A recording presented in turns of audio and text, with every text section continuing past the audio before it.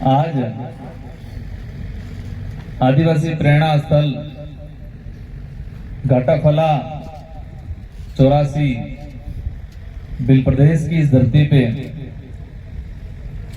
हमारे बीच में इस क्षेत्र का प्रतिनिधित्व करने वाले विधानसभा में विधायक साथीगण, इस समाज को सही दिशा देने का काम करने वाले बुद्धिजीवी वर्ग, इस क्षेत्र और इस समाज में भक्ति के माध्यम से समाज को सही दिशा देने वाले हमारे भक्तगण,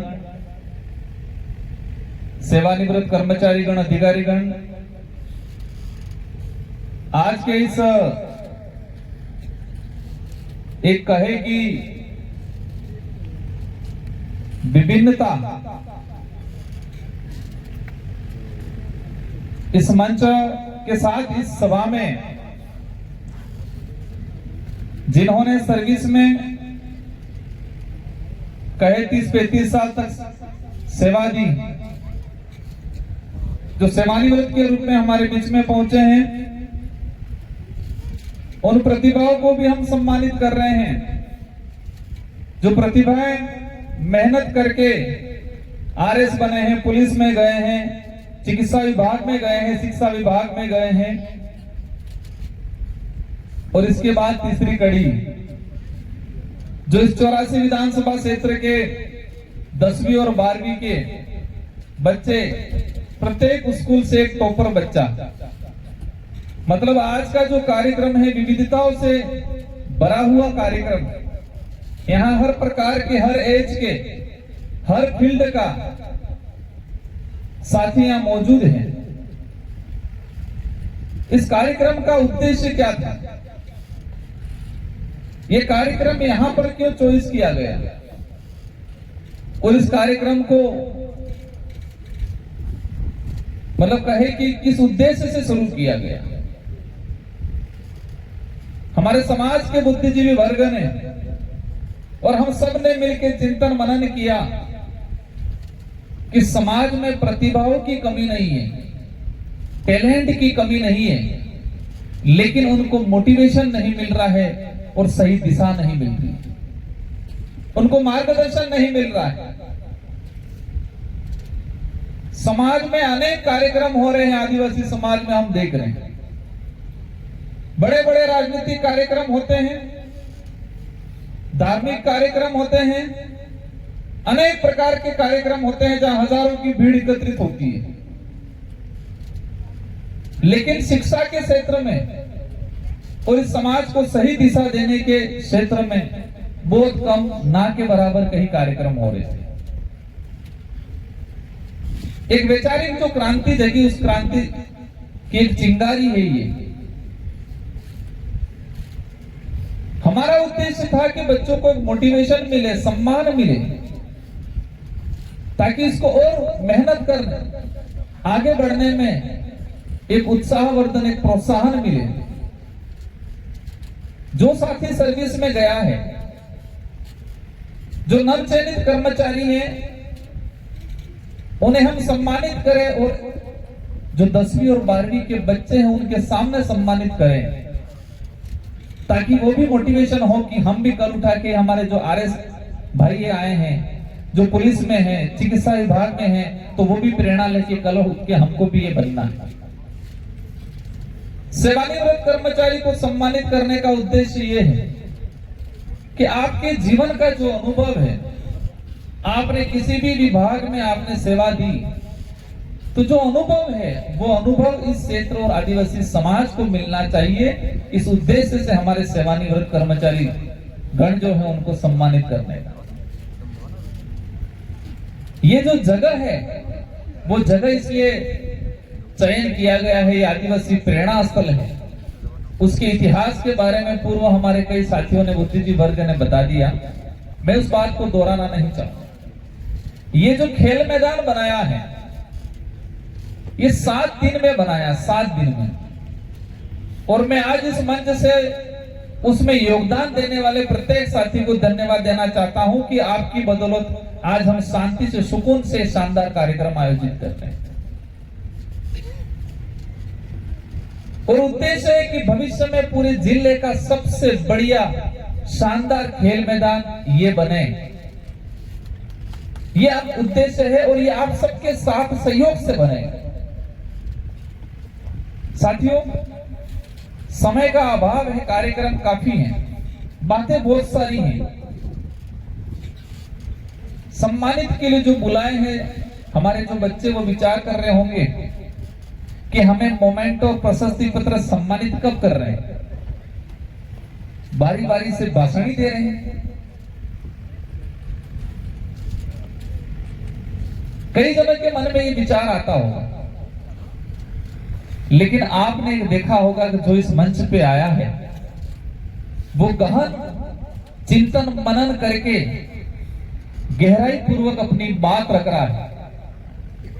बहुत सारी तो समझ में भी आ रही होगी, बहुत सारी समझ में भी नहीं आ रही होगी। पूर्व वक्ताओं ने जो बातें कही, उनकी पीड़ा, उनका दर्द और उनका उद्देश्य, और हमें सबको मिलकर इस समाज को किस दिशा में ले जाना है। आज जो वर्तमान में परिस्थिति है हमारे इलाके की, जब मैं 2018 में विधायक बन के गया था तो जयपुर में हमें कहे कि वो हीन भावना से देखा जाता था। इस इलाके से जो विधायक चुन के जाते हैं उनको अलग भावना से, ठीक है, कहां से, डूंगरपुर, बांसवाड़ा, उदयपुर, प्रतापगढ़, ठीक है, क्योंकि हमारे यहाँ का जो प्रतिनिधित्व गया, उन्होंने सिर्फ उपस्थिति दर्ज करवाई, संख्या बल गिनने गिनाने में काम किया। मैं किसी को दोष नहीं देना चाहूंगा आज इस मंच से, लेकिन यह हकीकत है।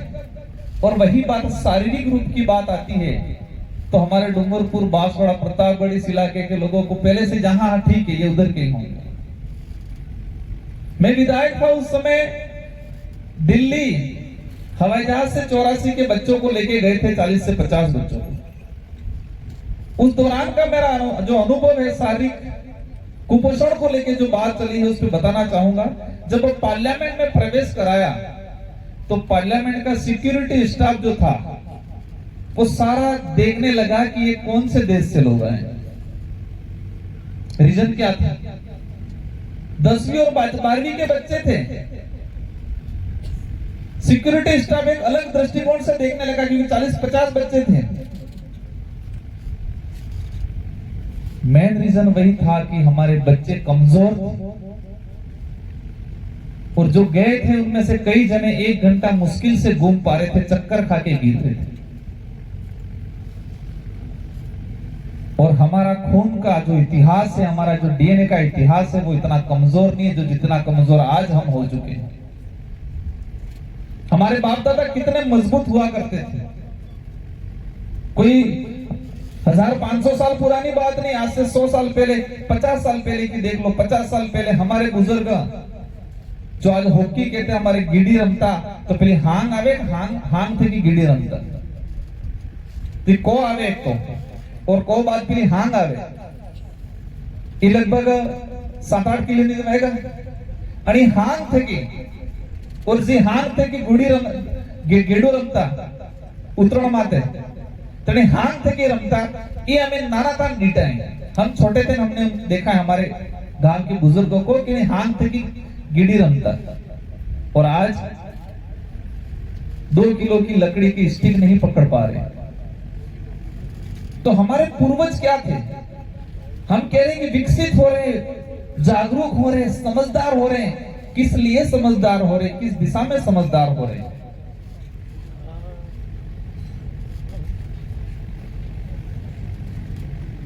हमें जो आज की परिस्थितियां हैं, आज हम विधायक बने, सांसद बने, लेकिन फिर भी हम देखते हैं तो हमें तकलीफ होती है कि जितना हम प्रयास कर रहे हैं, जितना हम बोल रहे हैं, इतना सुधार नहीं हो रहा है। हो रहा है सुधार, लेकिन जितना होना चाहिए वो नहीं हो रहा है। अनुशासन के मामले में आज भी देखा, पूर्व में भी देखते, जहां जरूरत नहीं है वहां अनुशासन पूरा रहेगा। मैं नाम नहीं लेना चाहूंगा, जैसे कि गंगा जल भरते हैं तो सुबह 4 बजे जाके उठ के लाइन में खड़े रह जाएंगे। स्कूल में पढ़ने वाले बच्चे देख रहे हैं हम कि जब 2-3 विशेष वार आता है, 5वीं 6वीं क्लास 7वीं क्लास में पढ़ने वाली बच्चे, उस वार में पूरी स्कूल खाली हो जाती है। और हमारे भाइयों की तो पूर्व वक्ताओं ने बात कर दी है, लेकिन मैं इसलिए रिपीट कर रहा हूं कि एक दिन जिला लेवल के अधिकारी का मेरे पे फोन आया और कहा कि डूंगरपुर जिले में 4,500 पावर बाइक रजिस्टर्ड है, 4,500। और उन्होंने मुझे इसलिए फोन किया कि एमपी साहब, इतनी तो शायद बड़ी सिटी वाला जो जिला है वहां पर भी इतनी पावर बाइकें नहीं है जितनी डूंगरपुर में रजिस्टर्ड पावर बाइक है। 4,500 और एक बाइक 2.5 से 3 लाख 4 लाख में पड़ती है। आप समझ लो कितना पैसा हुआ। और वो पैसा कहां से आ रहा है? मां बाप को निचोड़ के, मां बाप को तकलीफ दे के लाया जा रहा है। आज यहां पर जो बच्चे हैं, आपको मेरा संदेश है कि आप इन चीजों में नहीं जाए, पावर बाइकों में। और मैंने देखा है जो आज पावर बाइक पे है या आज से 5 साल पहले जो पावर बाइक पे था, आज वो खत्म है। और आज जो पावर बाइक पे है, परिवार गांव नहीं संभाल रहा, पढ़ाई नहीं कर रहा है, न धंधा पानी कर रहा है, वो 5-10 साल बाद खत्म है। आज हम जो प्रोत्साहन कर रहे हैं, लेकिन एक डर लगता है। वो डर इसलिए लगता है कि मैंने 2-3 पूर्व सरकार की योजनाओं को देखा। सरकार का उद्देश्य था प्रोत्साहन करना, लेकिन इसका रिजल्ट कई जगह गलत हुआ। जैसे कि वसुंधरा गवर्नमेंट थी, 2007-8 में शायद 8वीं क्लास में जो फर्स्ट डिवीजन आ रहे थे, इनको लैपटॉप कोई दिए थे, गहलोत सरकार ने दिए थे, लैपटॉप दिए थे। 8वीं क्लास की जो बच्ची पास हुई, इसको टैबलेट दिए थे। और मैंने एनालाइज किया कि जिनको प्रोत्साहन टैबलेट दिए थे, उस टैबलेट का सदुपयोग नहीं हुआ, दुरुपयोग हुआ। और जो बच्ची 8वीं क्लास में फर्स्ट आई थी, पूरी स्कूल में इसको टैबलेट मिला, वो 10वीं बाद पढ़ना छोड़ दिया। और उसी स्कूल में जो बच्ची 3rd या 2nd डिवीजन पास थी, वो बच्ची आज नौकरी करती है, वो अच्छी जगह है। स्कूटी योजना आई, बच्चियों को स्कूटी मिलनी चाहिए, हम भी चाहते हैं, लड़ते हैं आपके लिए। लेकिन हमने ये भी देखा कि उस प्रोत्साहन में उतनी खुशी हो गई और माँ बाप ने इतना फ्रीडम दे दिया कि जिस बेटी को स्कूटी मिली थी, उसका भविष्य गर्त में चला गया। और उसके साथ ही पढ़ने वाली जो दूसरी बच्ची थी, जो भले उससे कम परसेंटेज था, लेकिन उसका भविष्य सुधर गया। उसको लगा कि मैं सब कुछ हूं, और जो पीछे रह गई, उसको लगा कि मैं कमजोर हूं। तो उसने मेहनत की, उसने मेहनत की। माँ बाप ने फ्रीडम नहीं दिया, उसने तकलीफ सही और वो आगे बढ़ी। तो मेरा जो जितने जो बच्चे आए हैं, उनसे अनुरोध है कि एक लक्ष्य हासिल करें। आज आपको सम्मान मिला है, तो आपके अंदर और कहे कि गहराई, और आपको संघर्ष कैसे करना है, मेहनत कैसे करनी है, ये सोच डेवलप होनी चाहिए। लक्ष्य रखना है और हम प्रयास करेंगे आपके लिए कि हमारे बच्चे आईएएस बने, आरएस बने। और मैं देखता हूं कि जिसके अंदर आरएस आईएएस बनने की क्वालिटी है, वो 3rd ग्रेड टीचर या कांस्टेबल या पटवारी तक सीमित हो जाते हैं। एक्शन प्लान बनाना है। जितने हमारे जो बुद्धिजीवी वर्ग हैं, उनसे मेरा अनुरोध है, सेवानिवृत्त कर्मचारी, उनसे विशेष अनुरोध है कि हम गांव के बच्चों का एक्शन प्लान बनाएं कि हमारे गांव में 50 ऐसे बच्चे हमें चॉइस करने हैं जिनके अंदर क्वालिटी है। इसमें से देख लेना है कि मेडिकल में भविष्य में 10 साल बाद कौन जाएगा। भले आज जो 8वीं से 10वीं 12वीं तक पढ़ने वाला जो बच्चा है, उस पे हमें काम करना है और 10 साल की योजना लेके काम करना है कि इनमें से मेडिकल लाइन में कितने जाएंगे, आईएएस के लिए कितने जाएंगे, आईआईटी के लिए कितने जाएंगे, पुलिस के लिए कितने जाएंगे। और जो 9वीं से लगा के 12वीं तक के बच्चे चिन्हित करके एक एक्शन प्लान बनाए हम। भले 20 बच्चों को बनाओ उस गांव में, 10 बच्चों का बनाओ, लेकिन एक एक्शन प्लान बने और इन बच्चों के लिए हमें कम से कम 5-10 साल एक सोसाइटी गांव की तरह बनके, और ये सबसे बड़ी सोसाइटी है अरावली ट्राइबल वेलफेयर सोसाइटी। इसी के तहत गांव गांव हम कमेटी बना के एक एक्शन प्लान बना के काम करें तो अवश्य 10 साल बाद इसी पंडाल में कई 3-4 आईएएसओ को हम सम्मानित करेंगे। मेहनत करनी पड़ेगी, हम सबको करनी पड़ेगी। ताली बजाई आपने, एक हाथ से नहीं बजी, 2 हाथ से बजी, 2 हाथ से बजी, एक हाथ से बजी क्या? तो हम प्रयास कर रहे हैं, आपको भी उस अनुरूप कोऑपरेट करना पड़ेगा। हम कहेंगे डीजे पे मत नाचो और आप नाचोगे बहुत ज्यादा। हम कहेंगे कि अभी व्रत नहीं करना है, 18 साल हो जाए इसके बाद रोज भूखे रहना, लेकिन आप अभी करोगे दबा के। बाबू जी ने बताया था जुलाई से लगा के नवंबर अक्टूबर तक दशमा आएंगे उसी दौरान, गणेश चतुर्थी आएंगे उसी दौरान, 16 नवरात्र आएंगे और 16 सोमवार आएंगे उसी दौरान, अंबाजी जाना पड़ेगा उसी दौरान। खत्म कहानी। गरबा फिर शारीरिक रूप से कमजोर, मेंटली कमजोर। और मेरे भाई देख रहा हूं कई जने अभी तो कि साड़ी पहन के नाचना शुरू, दौड़ना शुरू कर दिया है। तो हमें बिगड़ने वालों की संख्या घटानी है, सुधरने वालों की संख्या घटानी है। और आज हम जो शिक्षित होने की बात करते हैं, शिक्षा का अर्थ क्या है? सुधरने वालों की संख्या बढ़ानी है, बिगड़ने वालों की संख्या घटानी है, उस दिशा में काम करना है। दूसरा, मैं महसूस कर रहा हूं कि शिक्षा का अर्थ क्या है और उसका महत्व क्या है। आज के समय में शिक्षा का अर्थ यह है कि हमें किताबें पढ़नी है, मतलब रटनी है, रट के अच्छा परसेंटेज बनाना है, परसेंटेज बना के पास होना है या नौकरी लगना है। यह शिक्षा का अर्थ हो गया है। और उद्देश्य क्या है? नौकरी लगना है और नौकरी लग के अपना जीवन यापन करना है। शिक्षा का अर्थ ये नहीं है। शिक्षा का अर्थ ये कि जानना, समझना, एक अच्छा व्यक्तित्व निर्माण करना। और हम देखते हैं कई ऐसे आज का, और भी एक ही उद्देश्य है, शिक्षा का अर्थ बस पढ़ना, रटना, नौकरी करना, बस। बाकी हमारे खुद के पूर्वज कौन थे वो नहीं पता है। और ये दुर्भाग्य है कि हमारे समाज के कई बड़े नेता, बड़े अधिकारी आदिवासी समाज से आते थे, लेकिन 5 साल पहले कहते थे कि हम तो एसटी है, आदिवासी नहीं हम कहता। हमारे समाज के कर्मचारी, अधिकारी और नेता क्या कहते हैं? हम आदिवासी नहीं है। और वो अपने आप में शिक्षित मानते, समझदार मानते। वो इस विचारधारा की देन है कि आज जो 5-10 साल पहले जो हीन भावना थे आदिवासी शब्दों को देखा जाता था, आज गर्व से देखा जा रहा है। इस विचारधारा की मेहरबानी। साथियों, मेरा पुनः आप सभी से अनुरोध है, और हमारा जो हमारे हरीश जी रोध ने कहा था कि हमारे जनप्रतिनिधियों का विजन क्या है। आपने कठोर बोला, हम चाहते हैं और कठोर बोलो ताकि और सुधार हो। और हम भले आज सांसद हैं लेकिन समाज का हिस्सा हैं, और समाज के लिए अगर कोई कुछ भी कहेगा हम स्वीकार करेंगे। और हमारा विजन है, और इस विजन में आप सबके साथ सहयोग से ये विजन पूरा होगा।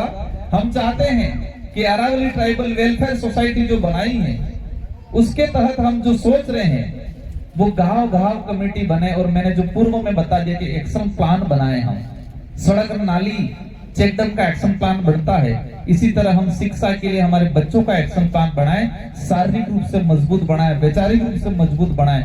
और हम इसमें पूरा योगदान देंगे। और हम चाहेंगे कि ये एक्शन प्लान बुद्धिजीवी वर्ग और आप सब मिलकर बनाओ, और उसका अनुसरण और उसमें जितना हो सके योगदान हम देने के लिए तैयार हैं। इन्हीं शब्दों के साथ पुनः हम इस पंडाल में विराजमान सभी साथीगण, सभी बच्चे, आप सभी से पुनः मेरा अनुरोध है कि आप 5 साल मेहनत कर लो। अगर जिंदगी भर खुश रहना है, परिवार के साथ खुशहाली से जीवन यापन करना है, बाकी अभी इधर इधर हो गए तो बहुत जल्दी एक्सीडेंट हो जाएगा। और ये बैनर लगाए हैं नशे को लेके, हेलमेट को लेके, शिक्षा को लेके, एक बार अवश्य पढ़ लेना। और आज जो माहौल बन रहा है धीरे धीरे, उस माहौल को खत्म करना है, जो राइडिंग वाला माहौल, नशे वाला जो माहौल, उसको खत्म करना है। और हमारा प्रयास रहेगा कि आप सबके लिए इस क्षेत्र में अच्छी शिक्षण व्यवस्था, जरूरत पड़ेगी ये ट्राइबल वेलफेयर सोसाइटी है उसके बैनर तले प्रयास रहेगा कि आने वाले 2-3 सालों के अंदर एक एजुकेशन हब खड़ा होगा आपके लिए, आपके भाइयों के लिए, लेकिन उस अनुरूप आपको तैयार रहना पड़ेगा। इन्हीं शब्दों के साथ आप सब, इन्हीं शब्दों के साथ, हाँ उधर से आवाज आई है और ये एक ऐतिहासिक काम हुआ है। मैं मेरे मतलब कहे कि मेरे जबान से नहीं कहना चाह रहा था, लेकिन आवाज आ गई है। इस समाज के लिए ऐतिहासिक काम हुआ है। 2 करोड़ के आसपास समाज के लोगों ने, कर्मचारी, अधिकारी और जनप्रतिनिधि, सामाजिक भावना वाले लोगों ने मिलके राशि एकत्रित करके बोडमली में 135 बीघा जमीन लिए समाज के लिए एजुकेशन हब बनाने के लिए। और इसमें भी आप सबको योगदान देना है। आर्थिक ही योगदान नहीं होता है, पॉजिटिव विचार भी एक योगदान होता है। तो आप सबका भी योगदान चाहिए। इन्हीं शब्दों के साथ आप सबको धन्यवाद, आभार, जोहार। एक चीज ध्यान रखना, जो सम्मानित हो गए वो तो अपने तो मड़ी की उम्र नगड़े नहीं जाओ हो। आपके भाई और हैं, लगभग 40-45 मिनट में कार्यक्रम समापन हो जाएगा। और एक ये देखा कि ये क्वालिटी वाला कार्यक्रम है, यहाँ चिन्हित लोग आए हैं, यहाँ जो आए हैं वो चिन्हित लोग आए हैं। तो आप सभी के क्वालिटी, उच्च क्वालिटी वाले लोग हों, तो आप सबको, आपका ये कुनबा है, उस कुनबे को और बढ़ाना है, गांव-गांव तक बढ़ाना है। और हम प्रयास करेंगे कि आने वाले समय में ये जो कार्यक्रम हमारे जिले के अन्य साथी आए हैं, तो जिला लेवल पे भी अगले साल का प्रयास रहेगा कि जिला स्तर का कार्यक्रम यहाँ हो। इन्हीं शब्दों के साथ धन्यवाद, आभार, जय जोहार, जय भारत, जय भील प्रदेश।